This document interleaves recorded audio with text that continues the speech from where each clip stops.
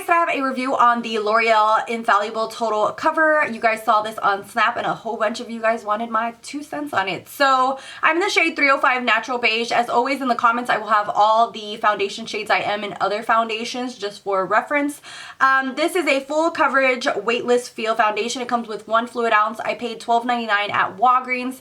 It seems like the regular price was $15. I would definitely wait and get it at Walmart if you can, or use a coupon because I find that a little bit too pricey. It is a squeeze tube, which I like, but I hate the fact that the color is painted on. I wish that they had left a good chunk of it transparent so you could actually see the shade inside, because all you really can see is that little edge down here, which I found really annoying when picking a shade.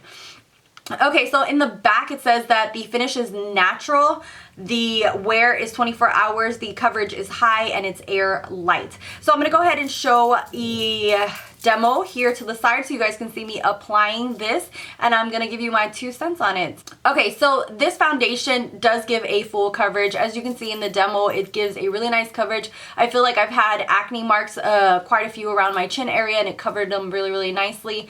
But I have to say the finish says natural. I don't feel like it's natural at all. I feel like it's a very extremely matte finish.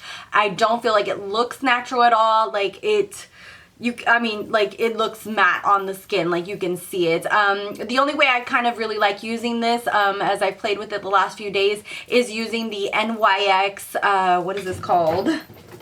It's called the NYX No Filter Powder. That's kind of more of a, you know, shimmery kind of MSF kind of powder to kind of give my skin life. And once I use that, as you can see, it looks a lot better. But just the foundation by itself, it's very matte. I feel like the wear, it's going to wear a very long time because it's so matte. It like really clings to your skin. This lasted my whole work day. I had no issues with it fading. The only issues that I had were around my nose, which is something that happens to me normally, so I don't even kind of mention that.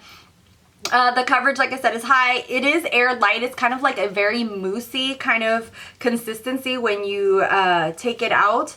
It's more of a mousse cream kind of consistency to it. Okay, so I feel like this is not going to be a friend to someone who has really dry skin. It will cling to all the patches. I have a lot of dryness around my nose and it clings to those little areas. It really emphasizes texture. If you're going to use this foundation, you would have to ultra hydrate or mix in an oil with it to really get it to go on smoother, because if not, it's going to accentuate every imperfection that you have. And even though it does cover my acne, I feel like it also accentuates it. So like you can actually see the texture of it because of how matte it is and how it clings on. So I don't feel like this is a good foundation for dry skin unless you're okay with ultra moisturizing your skin. Another thing is that I would use a beauty blender with this. I wouldn't directly use a brush. I feel like it doesn't apply really nicely. And even with a sponge, I feel like it's kind of patchy going on. It doesn't like, I don't know, it just like the more you try to blend it in, the more it like becomes kind of patchy. So it takes a while to really blend it in nicely into the skin, which was another thing that I was kind of disappointed in. So it's something that you're gonna have to be a little bit more cautious when blending, because you don't want to look like, you know, like your skin tone is blotchy or patchy. So I didn't like that at all either.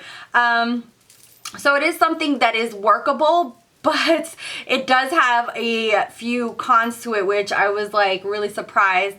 Another thing is that if you start layering this, it will look super cakey.